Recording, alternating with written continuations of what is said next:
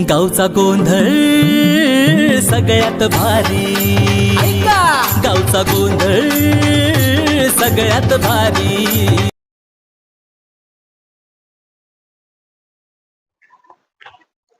आपल्याला आज काय पैसा नसतं, समजा जोडीदार जुगार खेळायला जाते ती, आपण ह्याच्या त्याच्याकडे जाते तोंड बघत बसतोय.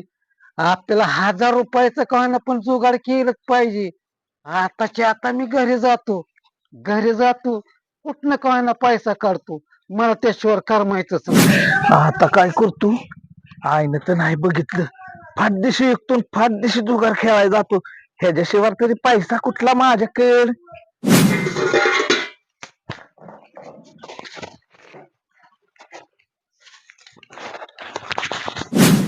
तुझं कसं झालंय सागर माहितीये का?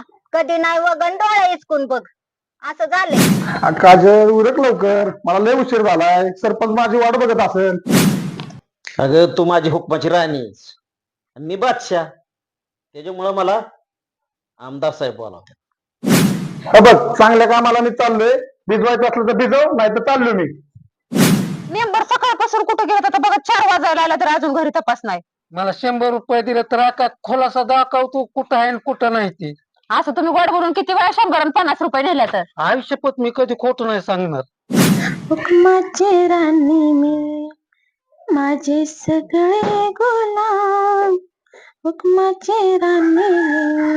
हे नियंबरला असं जसं मसाला कुटतात ना तसं उकळात घालून नाही टेच तर माझं बी नाव नियंबर नाही. चल बरं बघते आता ते सरपंचाकडं. मला म्हणते हुकमाची राणी, असले हुकमाच्या राण्या असं गिरपटात जाऊन करतो. तुझा नवरा तर गुलावतोय माझ्या नवऱ्याला, म्हणूनच माझा नवरा गुलतोय. चल. हा कसं आहे सागर, एकदा कानपाट्या नाव पडलं की पडलं, म्हणून तुला मी म्हणते.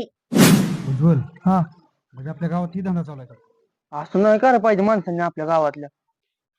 मेंबर, सरपंच, सागर चांगली माणसं तिला.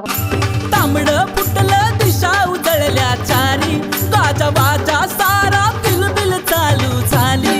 गावचा गोंधळ सगळ्यात भारी, भारी, गावचा गोंधळ सगळ्यात भारी, भारी, गावचा गोंधळ सगळ्यात भारी, भारी.